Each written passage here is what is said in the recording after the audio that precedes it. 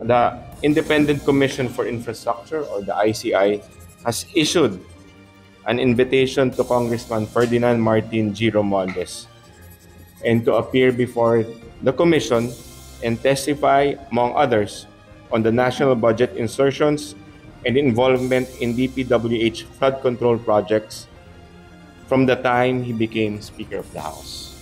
Pinadalhan na ng subpina ng Independent Commission for Infrastructure o ICI si dating House Speaker at late First District Representative Martin Romualdez upang humarap sa pagdinig ng komisyon sa darating na October 14, 2025, araw ng Martes. Bukod kay Congressman Romualdez, naglabas din ng subpina duces tecum and ad testificandum ang ICI laban kay resigned ako Bicol Party List Representative Elizaldico.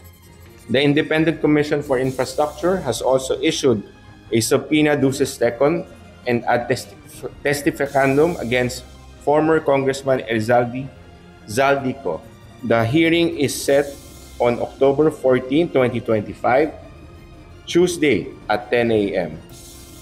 This is with regard to his personal knowledge from the time he joined the Committee on Appropriations of the National Budget Insertions and his involvement in DPWH flood control projects.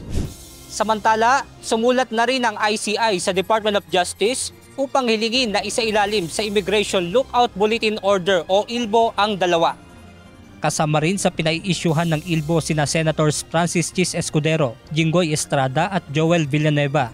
Gayon din sina dating senador na si Ramon Bong Revilla Jr., dating senador at ngayon Makati City Mayor Nancy Binay at 27 iba pa na isinasangkot sa anomalya sa flood control project. Wala pang komentaryo ang mga nabanggit na opisyal sa bagay na ito. Muli namang hinikayat ni Navotas City Representative Toby Chanco ang Department of Foreign Affairs na agad kanselahin ang pasaporte ni Ko. Ito ay upang matiyak ang pagbalik nito ng Pilipinas at harapin ang mga reklamo kaugnay na maanumalyang flood control projects. Babala ni Congressman Chanco, kailangang umaksyon agad ang DFA para hindi makakuha ng passport o citizenship sa ibang bansa si Ko. Giit nito, kung magpapaligoy-ligoy pa ang DFA at makakuha ng pasaporte si Ko sa bansang walang extradition treaty ang Pilipinas, DFA ba ang mananagot?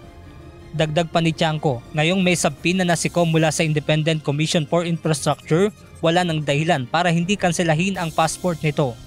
Benedict Samson, UNTV News and Rescue. Diyos ang aming sandigan, serbisyo publiko ang aming pinahahalagahan.